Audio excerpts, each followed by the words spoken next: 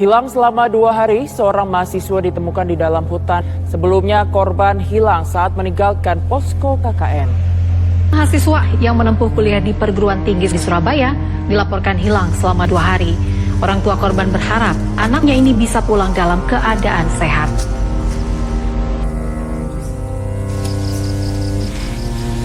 Tim gabungan yang mendapat laporan langsung melakukan pencarian. Setelah 2 hari pencarian, korban ditemukan dalam kondisi sekarat di area hutan gunung tanpa menggunakan baju dan lemas. Korban kemudian dievakuasi untuk mendapatkan perawatan. Rekan korban mengatakan sebelum hilang, korban sempat minta izin pulang untuk bertemu orang tua. Namun karena sudah malam, kepala desa sempat melarang. Namun korban diduga nekat pulang pada malam hari dan tersesat di hutan.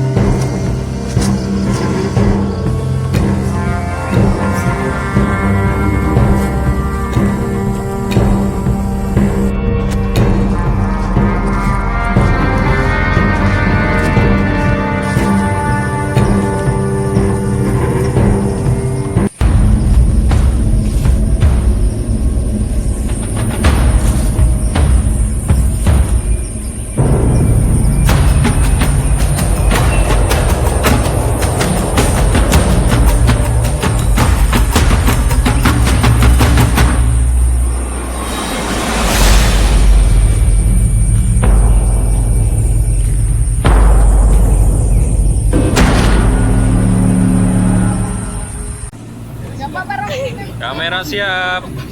Siap-siap. Kuda-kudanya disiapin ya. Sampai bingung apa? Nah, ini. Wow, jalan ekstrim. Gampang banget nih. Tinggi banget, Pak, tahan.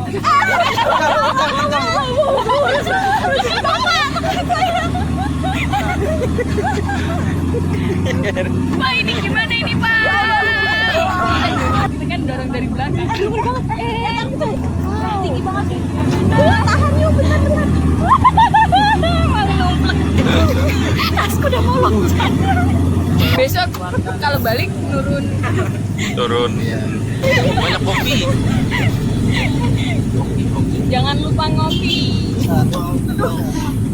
Kalau malam kayak itu loh bisa menari. Sumpah ngeri banget ya sih. Kakiku Tuhan. Jangan ada lagi. Dari tahun 2000 hingga saat ini, warga kampung belum pernah merasakan aliran listrik dari PLN. Selama ini untuk mendapatkan penerangan, warga terpaksa harus membayar Rp100.000 per bulan per satu titik lampu kepada pemilik mesin genset. Kami menggunakan selama ini penerangan genset mesin ya, dompeng. Itu hidupnya mulai dari jam 6 sore sampai setengah 12 malam mati.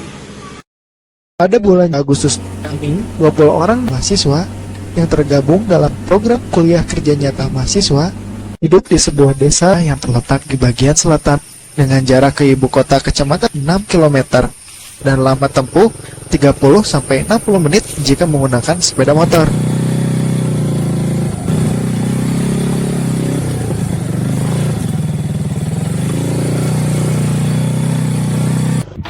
Rektor pada Rabu pagi melepas mahasiswa untuk melakukan kuliah kerja nyata atau KKN di 8 desa dalam 8 kecamatan. Mereka berasal dari berbagai fakultas dan jurusan dan terbagi dalam 8 kelompok. Selama 40 hari akan menggerakkan masyarakat dalam rangka meningkatkan kesejahteraan masyarakat melalui beragam kegiatan dilakukan mulai pendidikan usia dini, lingkungan hidup, kebun bergizi, dan koperasi. Rektor dalam pembekalannya berharap mahasiswa dapat mengubah ulat bulu menjadi kupu-kupu yang selalu terbang rendah dan dekat dengan masyarakat. Artinya, mahasiswa melalui kehadirannya dapat mendorong perubahan masyarakat menjadi lebih baik. Untuk itu, mahasiswa harus percaya diri dengan kemampuan diri sendiri, percaya kepada teman, lembaga, dan masyarakat. Pelepasan mahasiswa KKN ditandai dengan penyerahan tas dan topi sebagai simbol bahwa mahasiswa siap menggendong tanggung jawab sebagai dinamisator pembangunan. Kita berdoa menguji bagaimana kita masing-masing. Keselamatan supaya diberi kesuksesan, kelancaran, cuaca.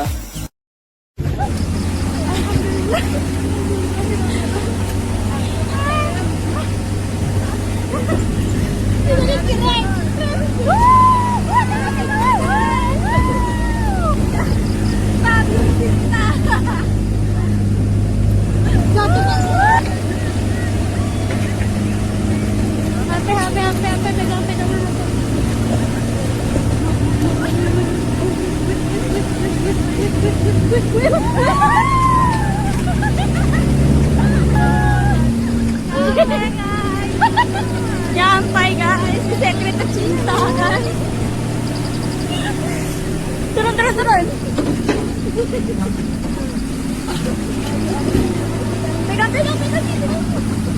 Makasih banyak Kak.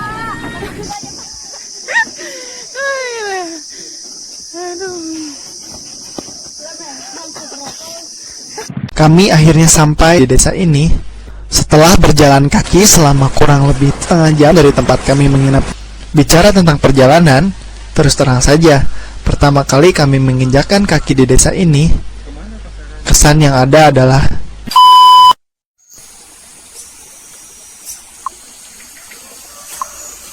mahasiswa kuliah kerja nyata atau KKN harus mampu berbaur dengan masyarakat agar keberadaan mereka bisa membawa perubahan.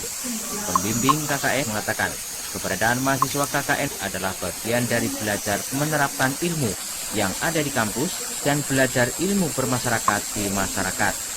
Pembimbing KKN berpesan agar mahasiswa mampu mengubah kepompong menjadi kupu-kupu. Artinya, kehadirannya dapat mendorong perubahan masyarakat menjadi lebih baik. Di tahun ini, harapan kami ketika mahasiswa berada di desa lokasi KKN, mereka harapannya bisa belajar bersama masyarakat, berbagi bersama masyarakat, dan menerapkan ilmu yang sudah didapat di perkuliahan di kampus untuk bisa berbagi dengan masyarakat. belum tersedianya jalan yang memadai di wilayah ini menyebabkan aktivitas sehari-hari warga menjadi terhambat. Jalan sepanjang desa belum diaspal dan masih berupa tatanan batu yang tidak teratur, serta jalan tanah yang becek dan berlumpur sewaktu hujan. Terhitung 100% jalan di desa ini belum diaspal. Di musim kemarau, sebagian besar warga beralih profesi menjadi petani nira atau gula merah. Pengolahan kelapa untuk diproduksi menjadi gula merah dilakukan secara tradisional dan dengan peralatan seadanya oleh warga setempat. Biasanya dalam satu dusun terdapat beberapa rumah yang dijadikan sebagai tempat pengolahan nira. Oleh sebab itu, di sore hari, biasanya desa ini harum oleh wangi nira yang sedang diolah oleh warga.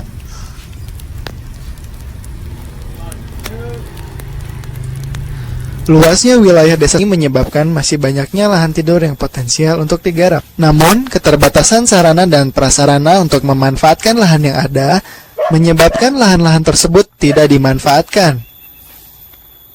Potensi yang ada di desa ini menjadi sulit untuk digarap secara optimal karena tidak adanya infrastruktur, sarana, dan prasarana desa yang memadai. Sampai saat ini, belum ada perubahan yang signifikan pada desa ini, khususnya dari segi infrastruktur utama yaitu jalan, listrik, dan prasarana air bersih yang tidak dapat diakses dengan mudah. Kondisi infrastruktur lainnya, yaitu listrik juga belum memadai. Hanya sekitar 30% wilayah desa yang teraliri listrik.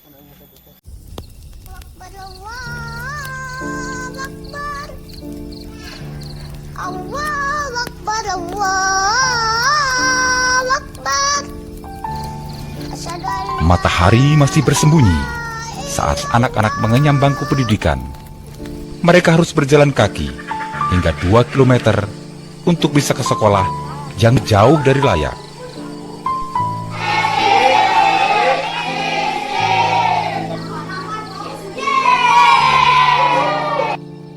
Anak-anak ini membersihkan diri di kamar mandi dengan dinding karung dan tanpa atap. Warga yang memiliki kamar mandi pribadi bisa dihitung dengan jari. Sumur-sumur yang sebelumnya hanya sedalam 6 hingga 8 meter, kini warga yang tak mau antri harus menggali hingga 18 meter untuk mendapatkan air. Itu pun akan kering saat kemarau datang. Berada di antara gunung dengan air melimpah, sebagai kawasan yang kaya akan air, baik itu air tanah maupun air permukaan seperti mata air serta sungai. Di desa ini penduduknya justru kesulitan air bersih.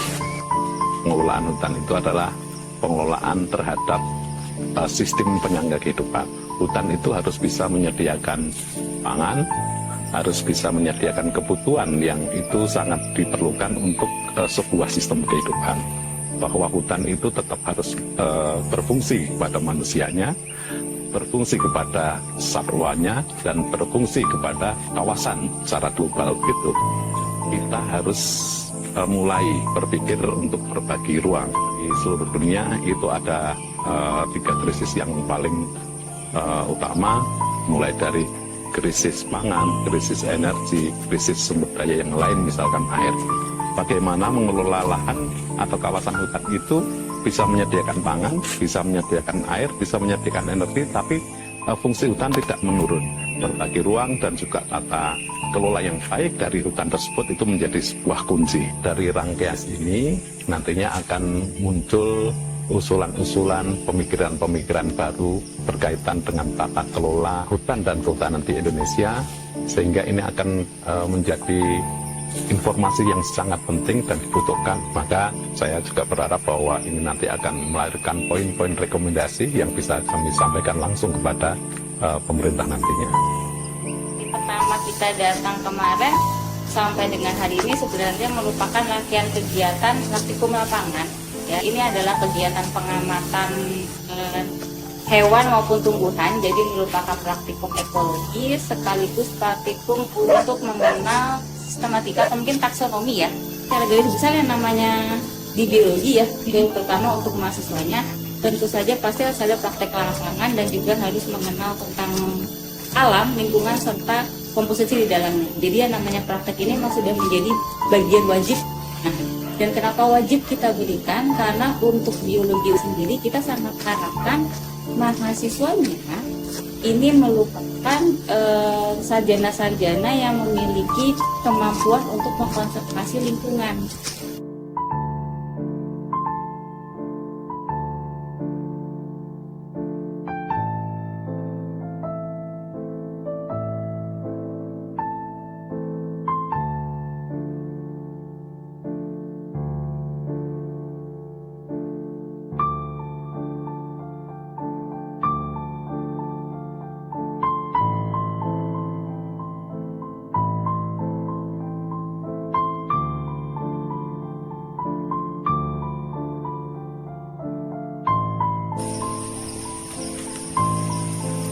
Ini adalah hutan dengan luas sekitar 59 hektar yang keberadaannya dibangun oleh mahasiswa dan masyarakat.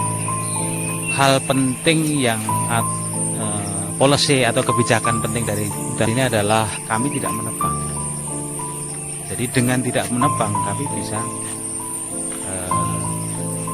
memberikan manfaat ekologi, ekonomi, dan sosial secara berkelanjutan. Di Indonesia ini terdapat banyak hutan. Nampaknya dari sekian banyak hutan itu yang memiliki kemandirian dan keberlanjutan dalam konteks sosial, ekonomi, dan ekologi tadi rasanya tidak banyak, dan mungkin yang relatif